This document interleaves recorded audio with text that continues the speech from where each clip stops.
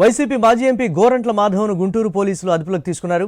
ITDP కార్యకర్త Chebrolu కిరణ్ను arrest చేసి గుంటూరుకు తరలిస్తుండగా పోలీసు వాహనాన్ని అడ్డుకున్నారు మాధవ్. ఆపై కిరణ్పై దాడికి యత్నించారు. వెంటనే అక్కడే ఉన్న పోలీసులు మాజీ ఎంపీ మాధవ్ను అదుపులోకి తీసుకున్నారు.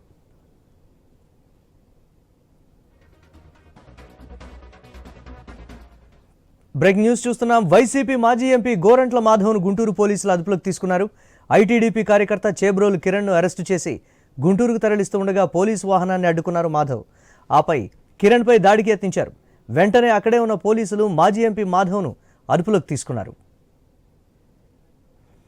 దీనిపై మరిన్ని అప్డేట్స్ మా కరెస్పాండెంట్ నాగేశ్వరరావు అందిస్తారు. నాగేశ్వరరావు,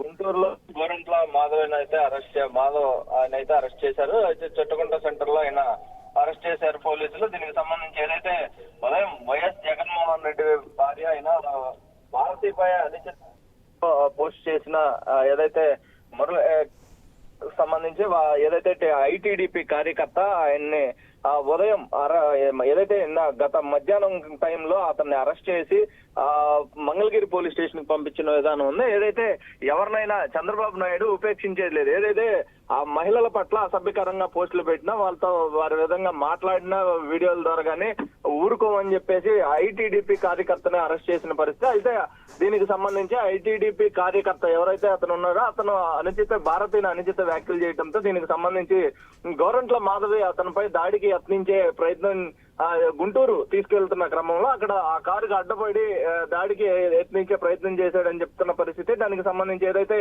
ఆయన్ని అక్కడ ఆ క్రమంలో గోరంట్ల మాధవన్ అయితే పోలీసులు అడ్డుకొని ఆయన అరెస్ట్ చేసి గుంటూరు ఎస్పీ ఆఫీస్ కి తీసుకెళ్తున్న పరిస్థితి అయితే ఉంది. ఏదైతే గతంలో చూసుకుంటే వైసీపీ ఎమ్మెల్యేలు కార్యకర్తలు ఎవరైనా అదే వైసీపీకి సంబంధించిన వారు కూడా గతంలో ఇదే విధంగా బిహేవ్ చేశారు. ఒకరిపై దాడి చేయటం, లేకపోతే పార్టీ ఆఫీసులపై దాడి చేయటం ఇదే క్రమంగా ఉంది. అదే అధికారం పోయినప్పటికీ కూడా ఇలా తగ్గలేదని చెప్పేసి కూడా టీడీపీ నేతలు గాని కార్యకర్తలు చెప్తున్న మండిపడుతున్న పరిస్థితి అయితే ఉంది. ఏదైతే ఐటీడీపీ కార్యకర్త ఎవరైతే ఉన్నారో ఆయన తప్పు చేశారో, అలాగే ఆ తప్పు చేసిన తప్పుని నన్ను క్షమించండి అని చెప్పేసి మళ్ళీ వీడియో పరంగా కూడా ఆయన వీడియో విడుదల చేసినప్పటికీ కూడా ముఖ్యమంత్రి చంద్రబాబు అతన్ని ఏదైతే అరెస్ట్ చేయాలా, అతనిపై చర్యలు తీసుకోవాలి, ఆయనకి పార్టీకి సంబంధించిన ఏదైతే టీడీపీలో ఉన్నారు కాబట్టి టీడీపీ నుంచి కూడా అతన్ని తొలగించినట్టుగా కూడా ప్రకటించిన పరిస్థితి. Right, thanks for updates Nageswararao.